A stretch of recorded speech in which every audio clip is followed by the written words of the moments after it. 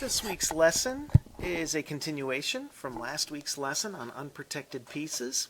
We're going to finish looking at the game that you had studied and looked at last week. And this week, these are some of the ideas that I want you to pay attention to. The open king. What's the threat? Free pieces.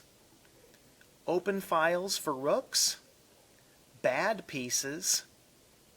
X-ray attack. Defend your pieces, pile on the pin, and scalp.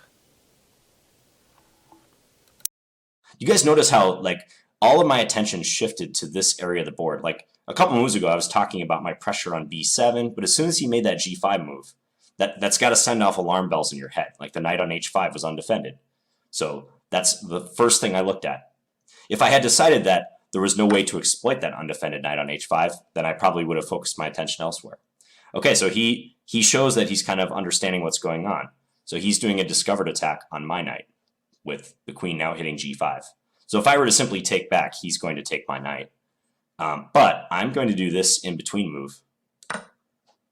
So this is like a desperado sacrifice, they would call it. So I'm trying to get maximum value for the knight that I know is going to be lost for me. But given this guy's rating, I think, and the fact that he's playing an IM, I think he's doing a great job so far. I give this player a lot of credit. So he plays queen h4. That's interesting. He's not taking my knight. He's going for a counterattack.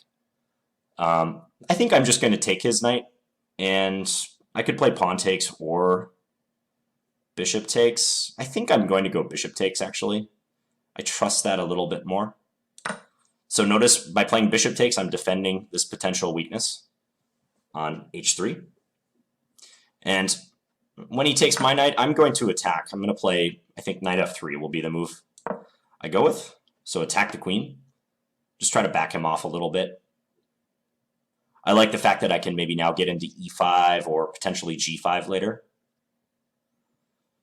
And I've won a pawn through all this. I've got an extra f pawn compared to him. I'm constantly scanning the board for more weaknesses, more potential weaknesses I could attack. I'm checking to see if I have undefended pieces. Everything looks pretty secure for me. My knight that he's eyeing is defended by my bishop, so I like that. I could check him on h5 with my bishop, but he goes knight to g6. Just seeing if I have any tactics based on that operation, because it's kind of tempting. I don't see anything off the top of my head. Bishop e5, I'm very tempted to play. Bishop h5 check, he goes knight g6. I could go bishop e5. You know, I'm just gonna play it simple. I'll bring the knight into e5 with check. So I'll support this guy, f4. f4 creates a potential weakness on e3. I do have my queen defending that, so it's not a pure weakness yet. Overprotection is a really great concept that can help you minimize blunders and mistakes involving undefended pieces and loose pieces. So now I'm overprotecting this knight on e5. It's defended 1, 2, and if we count the bishop on h2, 3 times. So that's great. He still has trouble developing this piece because I've got that pressure here. Okay, he plays pawn h5. And immediately I ask myself, why can't I take that pawn? And when I'm looking at the position, I don't see why I can't. If I take it, my bishop is undefended. Okay, so I want to look at ways he can exploit that. But he can't check me on g6 because I cover that square twice. He can't check me on g5 because I would take him with my pawn. If queen f5, I could just take his rook on e8. So I'm going to take this. I don't think he has anything. I mean, that move right there, that's a really good illustration of the types of moves that players, I'd say even below 1400, maybe below 1200, they play a lot. They're just unforced errors, and you want to be ready to take advantage of them. But at the end of the day, I got to trust my instincts that he just made a mistake. Okay, I think my bishop is fine on h5. I could leave it undefended. I'm going to go king h1 just to get more firepower down the file. If I was really concerned about that bishop, I would move it back to g4. But I've seen that if he goes and attacks it, like let's say with queen h6, I can play bishop g4 then. Or if this move, I have bishop g4 once more. So no big deal. No harm, no foul. Everything defended. Nothing out of place for us. Okay, and he took my knight on e5. And remember, I overprotected that piece, so I'm glad to be able to take back. Which way should I take? Both captures look pretty good. I'm going to take this way, just because I want to keep my king a little bit better defended. Maybe I didn't want to open the F file. I like the fact that my rook can come over to g1 soon and harass his king. If he plays bishop d7, I might even grab on the pawn on b7. He plays b5, so he's lashing out a little bit. It's probably not a bad move.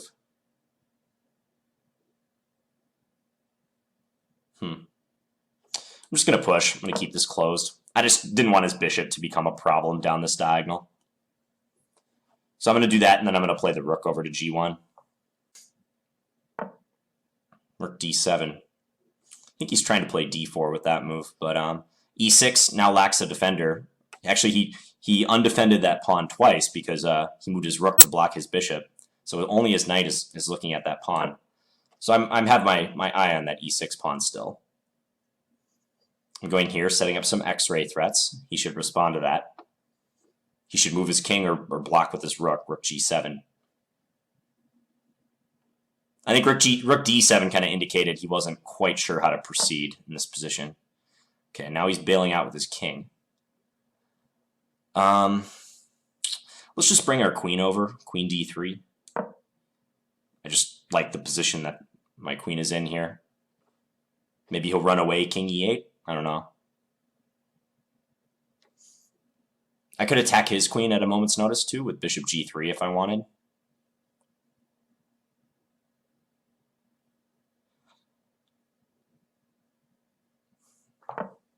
He offers a trade. I think now I'm going to play f5.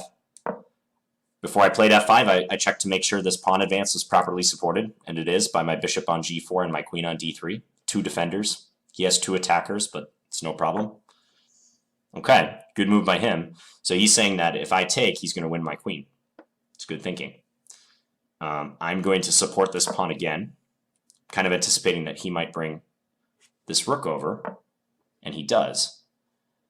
And yeah, that's actually a pretty good move. I'm going to go here, reasoning that if he takes my pawn, I can play bishop h5.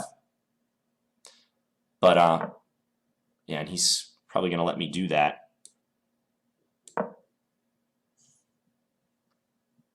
But that was good thinking on his part, at least, like trying to attack that pawn multiple times on f5. It was a smart strategy. He should take my pawn on f5. He doesn't really have much of a choice. And unfortunately, he took with his queen. So yeah, undefended or weakly defended piece error. So he didn't see that I could play rook takes queen. Now I'm not going to take his rook yet. I'm just going to keep piling up on that piece.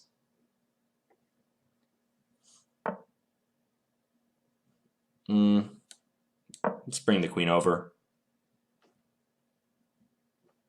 Yeah, his time situation makes this somewhat of a moot point at this stage, but yeah, let's just bring our queen in. And I went on time. From this game that we've studied, you can see how important it is to pay attention to unprotected pieces in a game. The more you pay attention to your opponent's unprotected pieces, the more tactics you will find, the more free pieces you will get, and the better of a chess player that you will become. Just to kind of summarize some of the things that we noticed in the second half of this game was the open king and how to take advantage of an open king. What's the threat? Ask yourself what your opponent is planning to do with their moves. Look for free pieces that your opponent gives to you. Put your rooks on open files because that's the best place for them to be. Look for bad pieces in your opponent's position. In the game that we had looked at, their bishop and their A rook were basically trapped in the corner and couldn't move anywhere. So it's basically like having those 2 pieces not even being a part of the game. Pay attention to X-ray attacks and use them. Defend your pieces, so if you're going to move, make sure that it can be backed up by other pieces. If you have a pin against your opponent, be sure to pile on that pinned piece, and always be on the lookout for scalps. Hope this helps. Good luck in your games.